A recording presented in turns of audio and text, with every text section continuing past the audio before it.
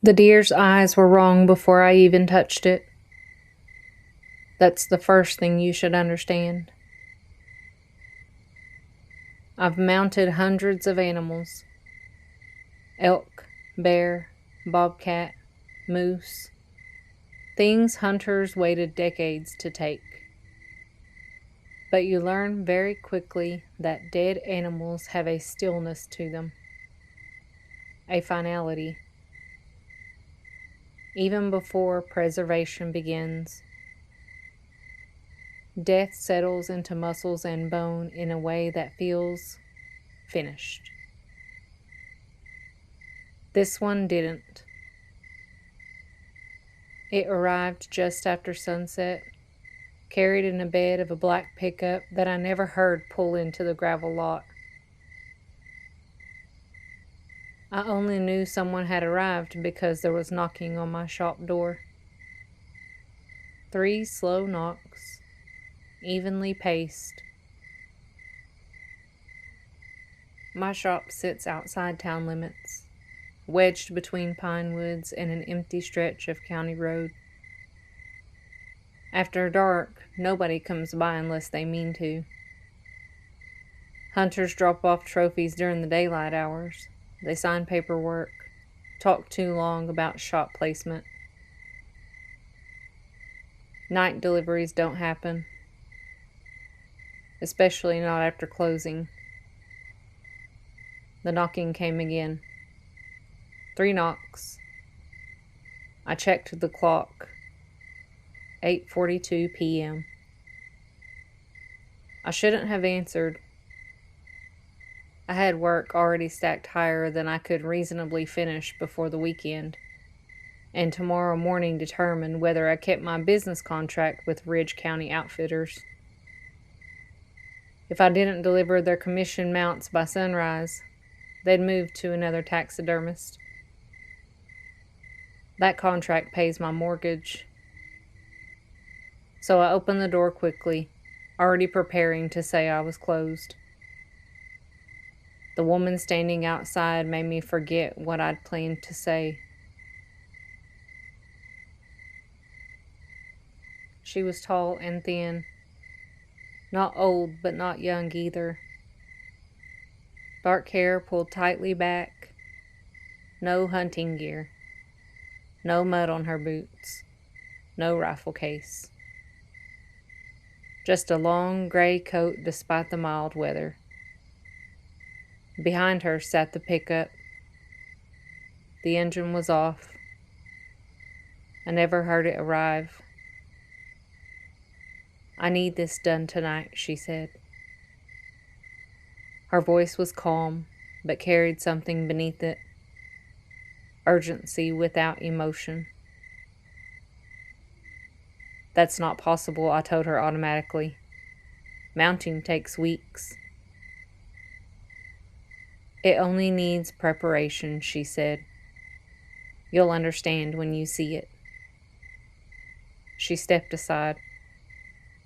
I walked toward the truck bed and saw the deer. It was a buck, unusually large. The rack alone would make any hunter proud. Wide, symmetrical antlers branching like pale trees. But the body looked untouched. No visible trauma, no entry wound, no blood matting the fur. The eyes were wide open, clouded white. Not the natural dullness of death, more like frost spreading across glass. "How was it taken?" I asked. "I found it," she said. That answer didn't make sense.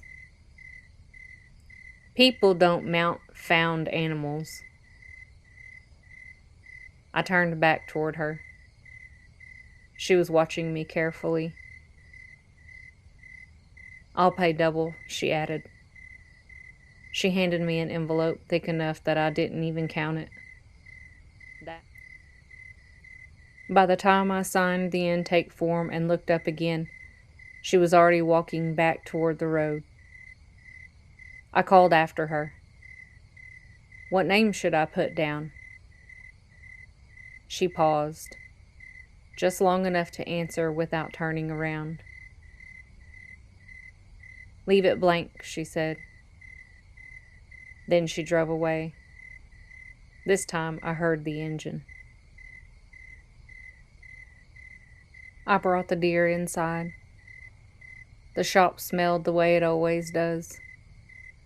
A mix of cedar shavings, preservative chemicals, leather, and cold air. I hoisted the head onto the mounting stand beneath the overhead lights. Then I noticed the eyes again. They reflected light oddly. Not glossy, but not matte either. I turned the head slightly to the left so it wouldn't face the main workbench while I prepared my tools. I've always done that. It feels disrespectful to work while an animal appears to stare directly at you. I walked to the sink, washed my hands. I turned back and the deer was facing me again. I stood there for a moment. Maybe I hadn't turned it as far as I thought. Easy mistake. I rotated it firmly toward the wall, checked the angle twice, then began preparing the skinning tools. 5 minutes passed. I felt it before I saw it. That prickling awareness you get when something occupies your attention without permission. I looked up. The deer faced me. It was perfectly centered, antlers squared toward the workbench. I hadn't touched it. I adjusted it again, harder this time. I locked the stand joint tight, tested it. It didn't move. Satisfied, I went back to work. That was when the knocking started. 3 knocks on the shop door, exactly like before. I wiped my hands and walked out front. I opened the door, but no one was there. The gravel lot stretched empty beneath the security light. No vehicles, no footprints, just wind moving softly through the trees. I stepped outside, scanning the road. Nothing. When I turned back toward the shop windows, I froze. Deer stood at the edge of the tree line. There were 7 of them, maybe 8. Perfectly still, watching me. Deer normally scatter at human movement. Even distant noise sends them bolting. These didn't move. Not a twitch, not a step. Every head pointed directly toward me. Their eyes reflected the light in identical pale flashes. I took 1 step forward. They remained still. Taking another step, they were still watching.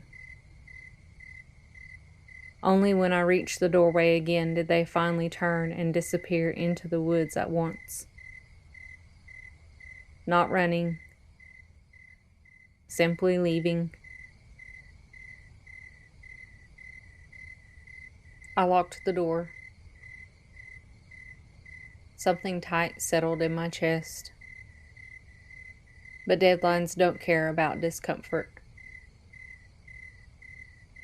I went back to work. The deer head was facing me again. I checked the stand. Still locked. Still secure. I said out loud, mostly to hear my own voice, "Okay, that's enough." I turned it toward the wall and continued. That's when the smell began. At first it was faint, then unmistakable.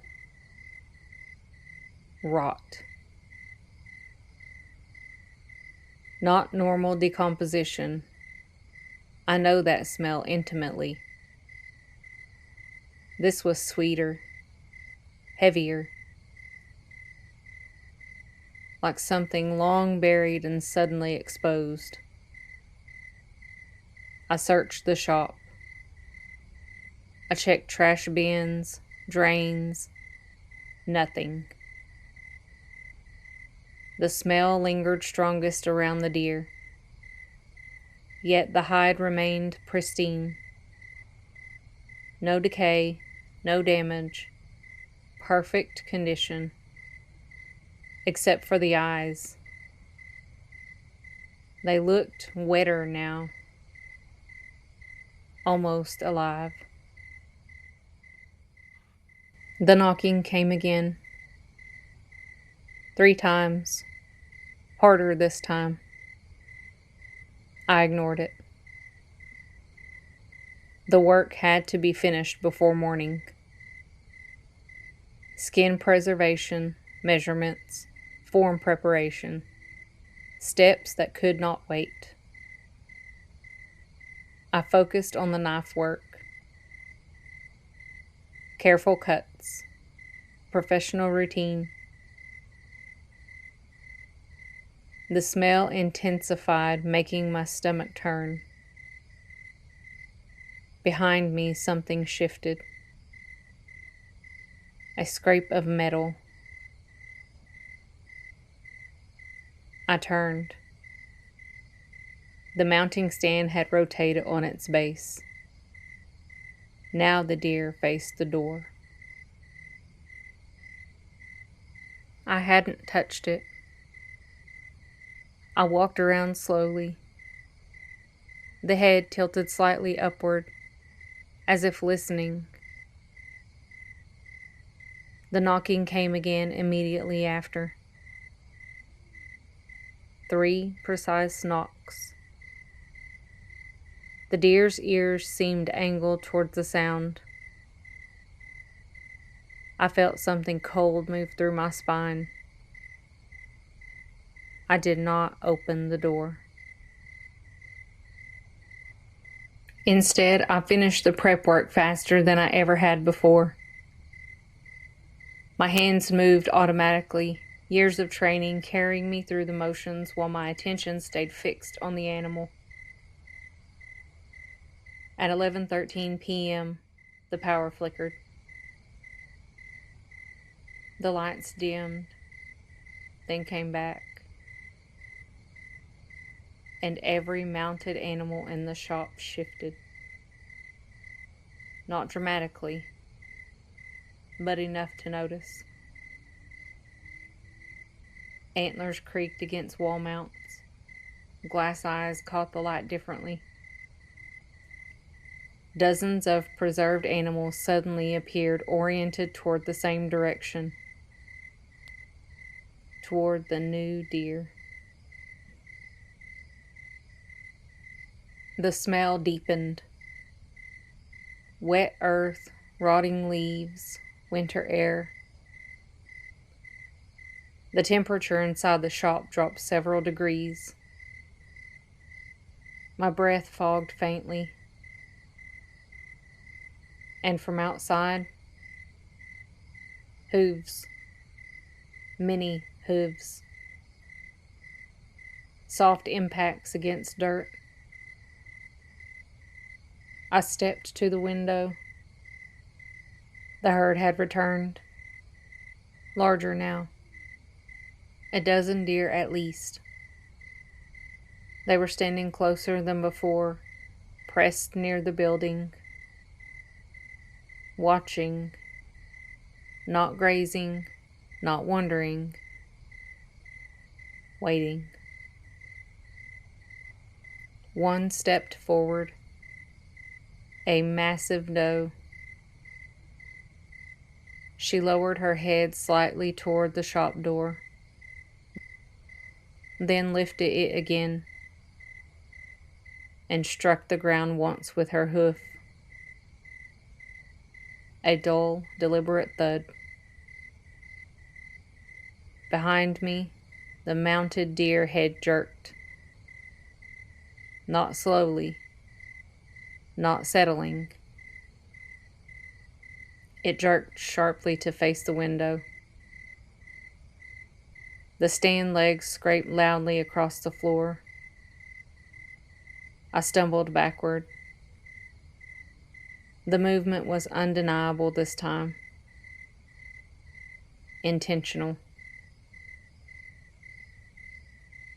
The knocking began again, but this time it came from inside the shop.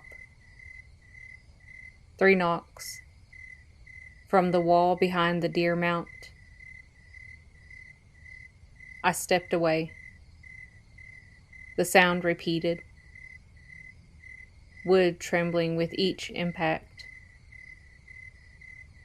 Something knocking from within the building itself. The mounted animals rattled softly along the walls. The herd outside did not move. They simply watched.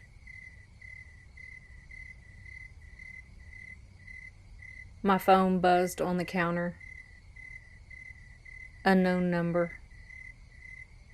I answered without thinking. The woman's voice came through, calm like before. "Is it facing the door yet?" she asked. My throat tightened. "Yes." Then she said quietly, "It wants to leave." The call disconnected. The smell surged suddenly, overwhelming. The deer's jaw creaked open slightly. A soft cracking sound came from the antlers. Outside, every deer lifted its head simultaneously. The knocking stopped. The shop fell silent. I understood something then, not logically, but instinctively. The head wasn't meant to be mounted. It wasn't a trophy. It was being returned, or trying to.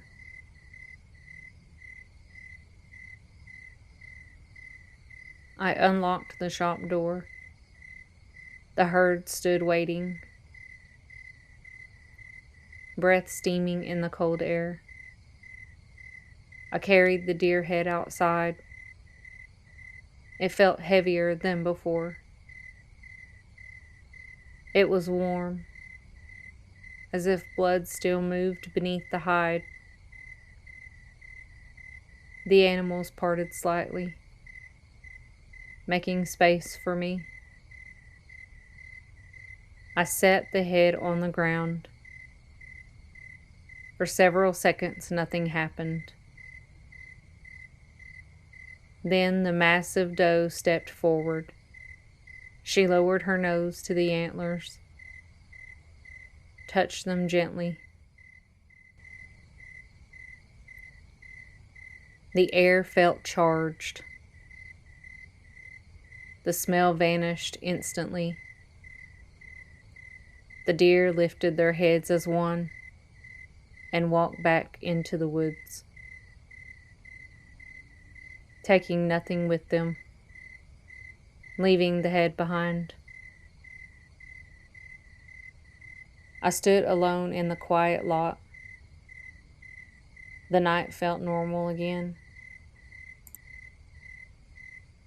Ordinary sounds returned: wind, distant insects, the hum of power lines. When I brought the head back inside, it no longer moved. The eyes looked dull and empty, dead. Just an animal again.